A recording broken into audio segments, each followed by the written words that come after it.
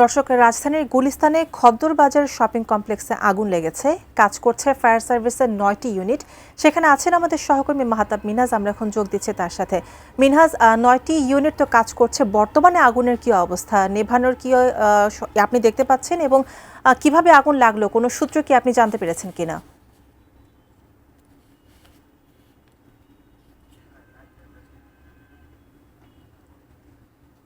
মিনহাজ। আগুনের ঘটনাটি ঘটেছে সন্ধ্যা ৫টা ২৮ মিনিটে।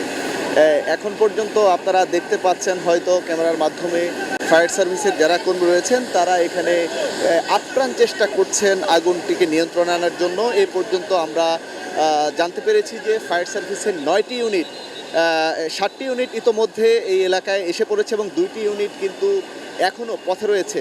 রাজধানীর যে ফায়ার সার্ভিসের যে স্টেশনগুলো রয়েছে